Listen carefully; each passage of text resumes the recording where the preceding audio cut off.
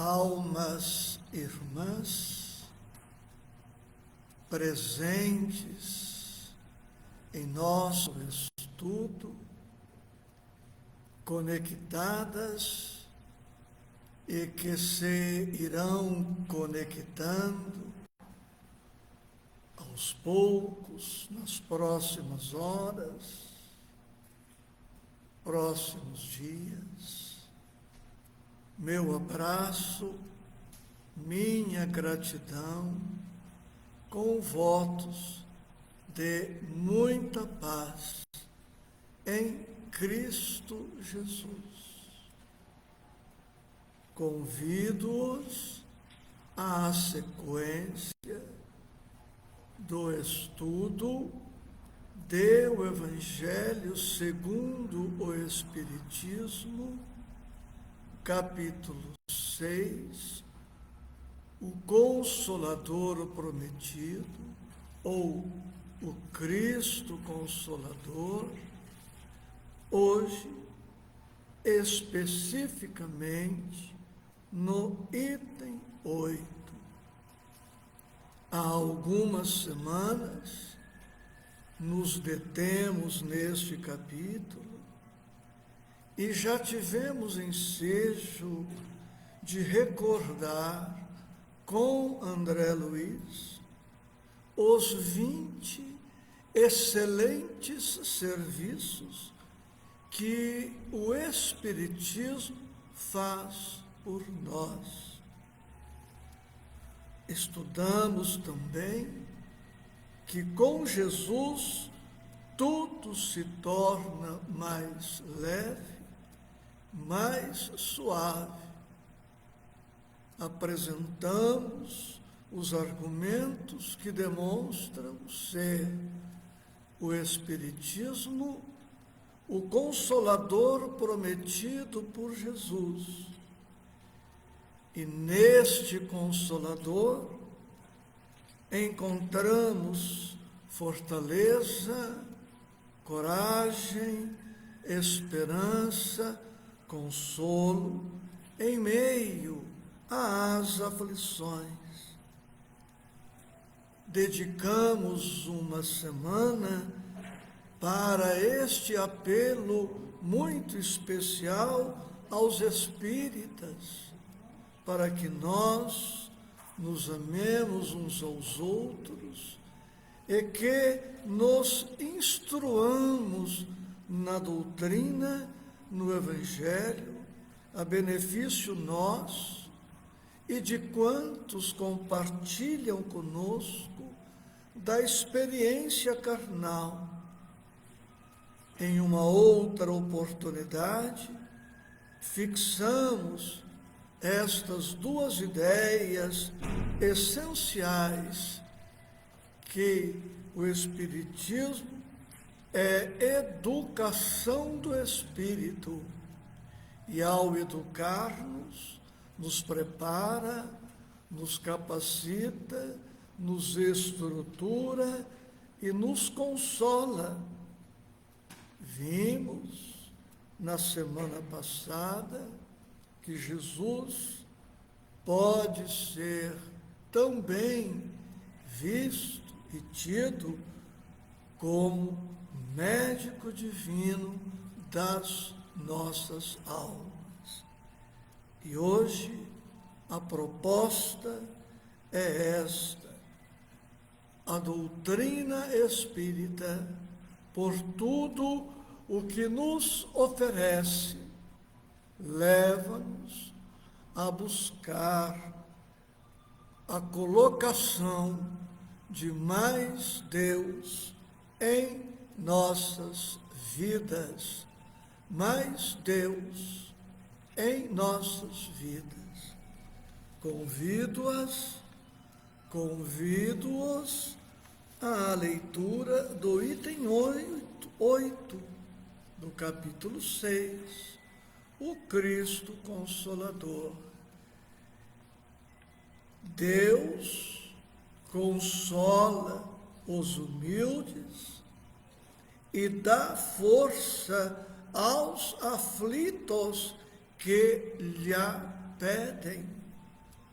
Seu poder cobre a terra e por toda a parte, junto de cada lágrima, colocou ele um bálsamo que consola. A abnegação e o devotamento são uma prece contínua e encerram um ensinamento profundo. A sabedoria humana reside nessas duas palavras. Possam todos os espíritos sofredores compreender essa verdade, em vez de clamarem contra as suas dores, contra os sofrimentos morais que neste mundo vos cabem em partilha. Tomai, pois, por divisa estas duas palavras, devotamento e abnegação, e sereis fortes, porque elas resumem todos os deveres que a caridade e a humildade vos impõem. O sentimento do dever cumprido vos dará repouso ao espírito e resignação. O coração bate então melhor, a alma se asserena e o corpo se forra aos desfalecimentos. Por isso que o corpo tanto menos forte se sente, quanto mais profundamente golpeado é o espírito. Esta mensagem, e agora, dentro do método adequado, do tempo estabelecido, nós vamos pontuando com singeleza e objetividade. A mensagem começa assim: Deus consola os humildes. Deus consola os humildes. Vemos que a humildade é a primeira condição básica, fundamental, para nos tornarmos receptivos às bênçãos divinas. Isto significa que Deus não ama os orgulhosos, prepotentes, arrogantes, soberbos. Isso significa que Deus não ampara, não assiste, não protege os orgulhosos. Não é esta a interpretação cristã espírita que devemos dar à mensagem. Deus, Pai de todos, ama indistintamente a todos. Ocorre que o orgulhoso se torna petrificado, exigente, intransigente, queixoso e revoltado. Permite-se até rebelar-se contra Deus, não aceita a vontade de Deus para a sua vida. O orgulhoso quer que Deus o atenda em tudo, sempre, sem cogitar de qual é a excelente vontade de Deus para com ele. O orgulhoso, assim, se fecha e bloqueia os canais pelos quais Deus poderia penetrar em sua mente, em seu coração, em sua vida. Recordemos uma casa com janelas e portas cerradas, fechadas. O sol, conquanto muito mais poderoso que a janela, que a porta, que a casa, sendo uma estrela, ele respeita a decisão do morador da residência. Se a pessoa que ali reside opta por manter todos os cômodos, ambientes fechados, o sol permanece aguardando uma brecha, uma abertura para ali penetrar. O humilde abre estas janelas, abre as portas do seu coração, da sua mente, da sua vida, torna-se dócil, obediente, resiliente, pronto a acatar em tudo e sempre a vontade do Pai. A mensagem ainda nos diz que Deus dá força aos aflitos que lhe a pedem. Mas, como vimos, a humildade vem antes da oração. Não é a oração em primeiro lugar, é a humildade, porque ela prepara a alma para orar de maneira adequada, correta. Sem humildade na oração, nós nos tornaremos muito exigentes, caprichosos, infantis. Vamos dizer a Deus o que queremos que Deus faça para nós. Na humildade, não.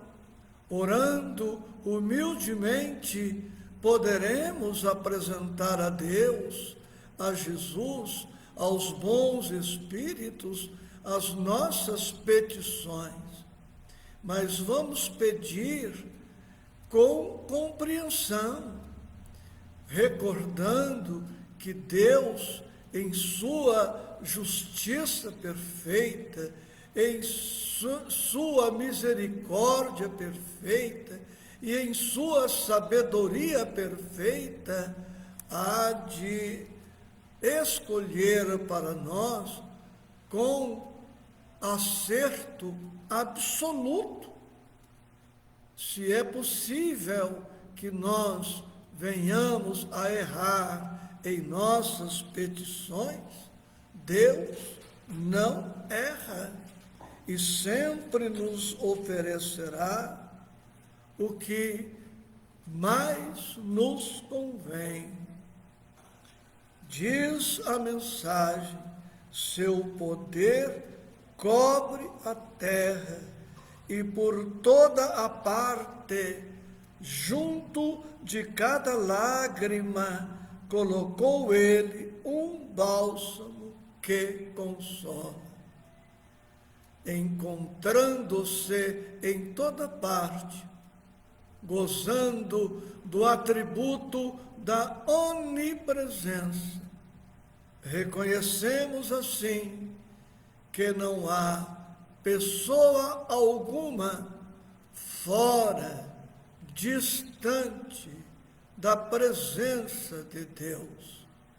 Não há deprimido, estressado, ansioso, solitário, aflito, triste, cansado, amargurado, para citar alguns estados espirituais, que não esteja sempre sob as vistas do Pai, sob a amorosa proteção de Deus.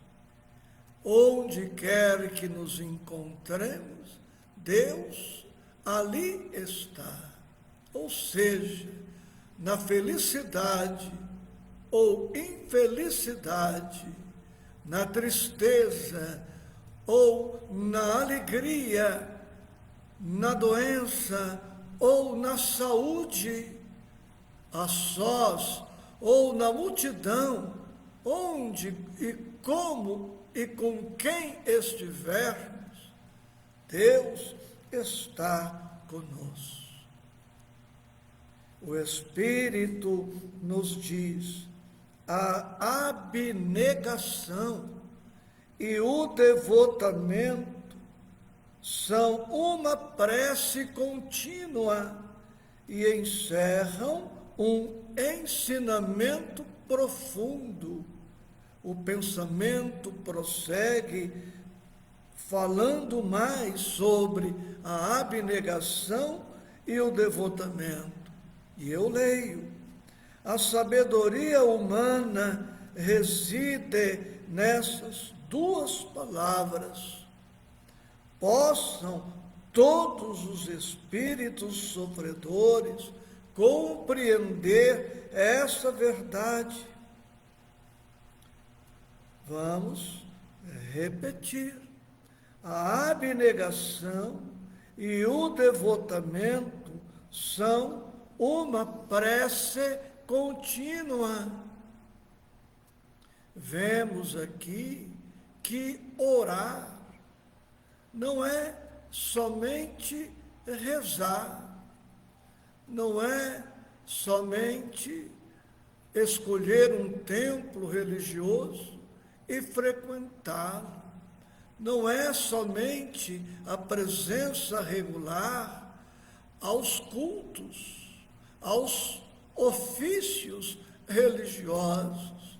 Orar não é somente aquele gesto ou aquela atitude de alguém ajoelhando-se ou não, colocando um véu sobre a cabeça, como algumas doutrinas ainda propõem.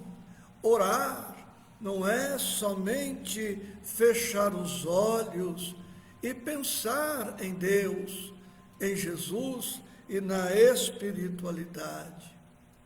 O Evangelho hoje nos está dizendo que a abnegação é uma prece, que o devotamento é outra prece. Mas vamos trazer os dois conceitos para que melhor possamos entender o pensamento do Espírito. A abnegação, o que é? A abnegação é a ação ou atitude de renunciar ou recusar algo ou alguém. Quando uma pessoa demonstra abnegação, ela desiste de algum comportamento ou alguma coisa. Assim, a abnegação remete para uma forma de sacrifício, como o ato de ignorar os seus próprios interesses. Ou seja, quando alguém está lutando para superar o seu egoísmo, transformando a sua capacidade de amar e servir em favor de alguém, ele está em atitude oracional, ele está orando. Alguns exemplos, poucos exemplos, dos infinitos exemplos que poderíamos aqui elencar. Dar um pedaço de pão para alguém que nos peça e fazer isto com amor, isto é uma oração. Enviar um pensamento bom para alguém que esteja à distância é uma oração. Um sentimento bom que experimentemos em favor de algo ou alguém é uma oração. Agora, aqui, realizando este estudo, nós todos estamos orando. Orar, portanto, é mais do que simplesmente rezar. Orar é mais do que simplesmente ficar longos minutos apresentando pedidos sem fim a Deus. Mais vale um ato na caridade em favor de alguém do que muitas palavras ditas numa oração que não acaba nunca, como se Deus fosse surdo, não nos ouvisse, como se Deus, para nos ouvir, precisasse que permanecêssemos longos minutos, horas em oração. Nós, os pais humanos, não queremos os nossos filhos de joelhos o tempo todo nos pedindo alguma coisa, que o filho nos peça isto ou aquilo, sim, mas que peça com dignidade, com objetividade, com simplicidade. Se o filho desejar pedir alguma coisa e justificar o motivo pelo qual está solicitando isto ou aquilo, que o faça, mas com brevidade. Imaginemos a cena: um filho, uma filha, aproximando-se da mãe ou do pai, ajoelhando-se e ali ficando por 1 hora pedindo algo. O pai se entristeceria, se aborreceria pela inutilidade do gesto do filho. Tudo que o pai espera é que o filho, com humildade, respeito, amor, confiança, se apresente, faça o seu pedido com clareza e seja breve. O pai examinará o pedido, se for bom para o filho, e se o pai tiver condições de atendê-lo, o pai o atenderá. Não será pelo muito pedir que nós, os pais, vamos atender todos os pedidos. Teremos bom senso, discernimento, para examinar se o pedido feito pelo filho é pertinente, se tem cabimento. E se não tiver cabimento, se não for pertinente, o pai não atende, dada, então, a impertinência do pedido. Recordando que pertinência é muito diferente de impertinência. O Pai examinará o cabimento, a oportunidade, o motivo, a razão de ser daquele pedido. Deus, sendo perfeito, age assim. E a mensagem nos diz que o devotamento é também uma oração. Mas, afinal de contas, como entender a palavra devotamento? Devotamento é ação ou efeito de devotar ou de devotar-se, ou ainda dedicação, grande empenho. Quem está estudando para uma prova está se devotando ao estudo. Estudar para uma prova é orar. Deus verá que o aprendiz está fazendo a sua parte. Dedicar-se ao bem é uma oração. O empenho que fazemos para nos dedicarmos ao bem é uma oração. Ir para o templo em dias e horários com muito calor, muito frio, muita chuva, é um devotamento, é uma abnegação. Estamos abrindo mão do conforto, da segurança, da tranquilidade doméstica para irmos na direção de um compromisso nobre. Não estamos medindo esforços para fazermos o que Deus espera de nós. E Deus vê, Deus ouve, Deus sente, Deus sabe tudo e nos abençoa em nossa atitude. E a mensagem diz para que busquemos esta dedicação, este desinteresse pelas nossas coisas, para nos interessarmos mais pelas coisas de Deus.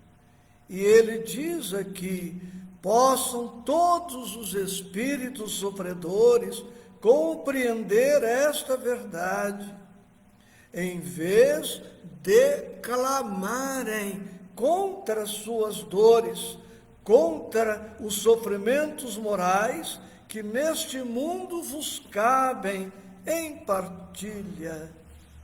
Parar com as nossas queixas, evitar as queixas, as nossas reclamações, calemos as nossas contrariedades, calemos os nossos desprazeres, evitemos comentar com muita intensidade, pelo menos, e a todo momento e com toda a gente, a respeito das nossas mágoas, das nossas decepções, das nossas tristezas. A queixa, ela vai se tornando um hábito, uma tendência, uma característica, uma disposição, uma inclinação, um jeito de ser. Tudo na nossa vida tem um começo. Eu posso começar a partir de hoje só a louvar, só a agradecer, só a bendizer, e repetindo o ato de louvar, repetindo o ato de agradecer, pode ser também o pensamento de gratidão, pode ser também o sentimento da gratidão. Se eu insistir em louvar, agradecer, bendizer, reconhecer as bênçãos infinitas com que Deus me acompanha a trajetória, eu vou calando as minhas contrariedades, eu vou silenciando as minhas mágoas, as minhas queixas. O que não quer dizer, nós sabemos, que tudo está ou estará como nós desejamos. Mas respondamos a estas perguntas. O que a queixa traz de bom para nós? O que a queixa melhora efetivamente em nossas vidas? Queixarmos-nos do calor, diminui o calor. Queixarmos-nos do frio, aumenta a temperatura, teremos menos frio. Queixarmos-nos de uma dor, de uma enfermidade, nos cura, melhora a enfermidade? Muito pelo contrário, a queixa vai se tornando um hábito pernicioso, prejudicial, e como o Espírito nos diz, vamos cumprindo os nossos deveres, vamos sendo mais caridosos, mais humildes, mais fraternos, mais bondosos, e o sentimento do dever cumprido nos dará repouso ao espírito. O sentimento do dever cumprido, evitando-se as queixas frequentes, pelo menos, enquanto não conseguirmos eliminar de todo este hábito pernicioso, nocivo, à medida que vamos exaltando o bem, fixando o bem, expressos na gratidão, no louvor, no bem-dizer, isto tudo fará um grande bem ao espírito. E fazendo um bem ao espírito, estaremos a um só tempo também abençoando, auxiliando, amparando, tratando o nosso corpo. Hoje, no mundo, se aceita sem esforço a possibilidade da chamada moléstia psicossomática. Moléstia psicossomática. A moléstia do corpo gerada como efeito de um estado enfermiço do espírito. Mens sana in corpore sano, diz velho brocardo latino. Precisamos cuidar do corpo e cuidar também do espírito. Se é verdade que a doença do corpo pode afetar as nossas emoções e a nossa alma, também é fato já constatado que as moléstias emocionais e espirituais prolongadas terminam por afetar o corpo. E o Espírito diz isto: o sentimento do dever cumprido vos dará repouso ao espírito e resignação. Desinteressarmos-nos de coisas que efetivamente não têm tanta significação para nós, nos ajuda na saúde orgânica, tanto quanto na saúde do espírito. E o Espírito coloca isto claramente, dizendo: o coração bate então melhor, o coração físico, a alma se asserena e o corpo se forra aos desfalecimentos. Por isso que o corpo, tanto menos forte se sente, quanto mais profundamente golpeado é o espírito. Aquele que muito se queixa de uma doença, por exemplo, tende a ficar cada vez mais doente, porque a queixa o desfalece, o desanima, o desenergiza, o enfraquece, e o corpo, agora mais enfraquecido pela doença e pela queixa sistemática, mais se enfraquece, mais compromete o sistema imunológico e a pessoa mais adoece. Portanto, silenciar as reclamações, silenciar as queixas, é também uma técnica de tratarmos da nossa saúde orgânica, sendo também uma técnica para curarmos as moléstias da alma. Meditemos nestes pontos aqui colocados e que possamos, através da humildade, do desinteresse, da dedicação, da caridade, no cumprimento do dever, colocar mais Deus em nossas vidas.